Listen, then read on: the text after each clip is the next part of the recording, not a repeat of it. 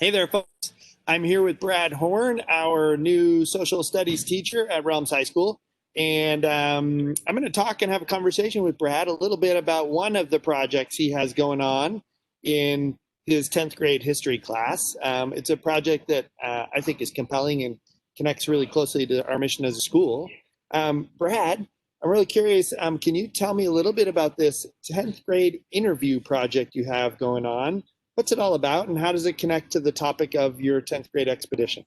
Yeah, sure.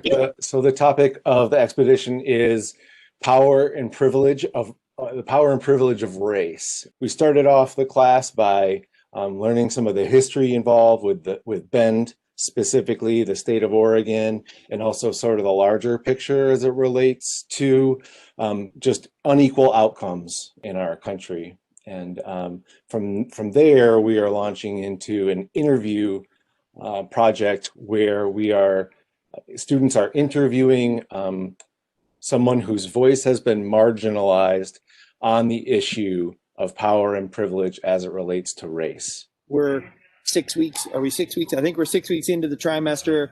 Clearly, this interview project is not their first project and curriculum piece. So, what's been going on up until this point to get them ready for it? Yeah, so like I said, we studied some of the history and even current events really related to it. And then a lot of it, knowing that we were going to be building towards this interview, starting a few weeks ago, we really started to try to build those interview skills. And that started out with having a Black leader of color from Bend. He called into the class, and I kind of modeled an interview for the students with them, with him for them. And we debriefed it afterward. Did you notice what I was doing here to be able to have this conversation? And since then, because we are in this COVID era, it's really important that students can do the interviews safely, of course. So from there, we went into training students how to conduct and record the interviews on their own. And then they practiced interviewing each other. And right now, we're working on developing the questions that students will use for their interviews. So a lot of the class is building up towards this really kind of big, important moment for us coming up at the end here. Brad, I know that prior to being hired as our social studies teacher, you came to teaching from a career in journalism, and you were a journalist both with National Public Radio and the Washington Post.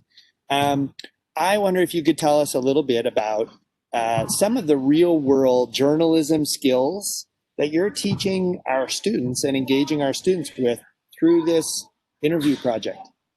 Yeah, I actually go back and forth in my head what's more important, like the actual content or how we're going about learning about the content, because I think it's so important.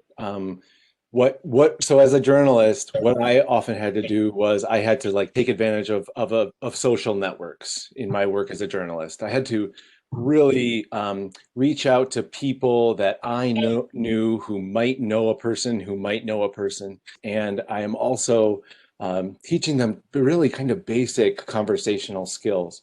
What makes somebody feel heard and listened to? What can we do to really prepare ourselves before we have a conversation with somebody? So I want to just shift a little bit again to some of the details of this project. What do you think most challenging, or what has so far become already, what are you aware of, is most challenging for students on this project? They struggle with trying to find somebody. And so what I've been doing is I've been working to try to find people for them to interview as well. And I've also been, like I was just talking about, those networking skills. Like, who can you find the people in your world who know a lot of other people? That was the big thing. And they would think, oh yeah, that's right. I can talk to my cousin who this. And then the thing after that is fear around reaching out for the very first time, and kind of how to do that. And so what I've done is I've just helped them to come up with how to make contact with, and just how to write the first introductory email to someone. And then I'm also offering to students, like when they're actually having that conversation, because some of them are nervous even about having the conversation, I've offered that they can come into my WebEx room and they can do the interview in a breakout room with me if they want. And so it can be sort of they'll have I guess an ally there. My last question for you is, it sounds a little bit like maybe the Bend Bulletin, speaking of journalism, is interested in interviewing our students about this project. Is that true? What do you know about that? Yeah, it's true. I wrote them. You know, one of the really important ways you can increase buy-in from students is to have this like this place where the work is ultimately going to land and be shared with the wider world, and it increases buy-in, right? So I emailed the Bend Bulletin and I said, hey, would you be interested in publishing some of our interviews? And they said, you know, actually what we'd really be interested in doing is writing a whole story about this because we think this is so interesting.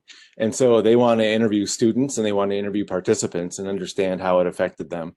And I think I think that's really neat. That's awesome. I hope that comes to fruition. And thanks so much for helping bring this real world project to our students, Brad. And parents, if you have any questions about this or need support on the project, reach out to Mr. Brad. He is excited to help students and be successful with it. Thanks, Roger.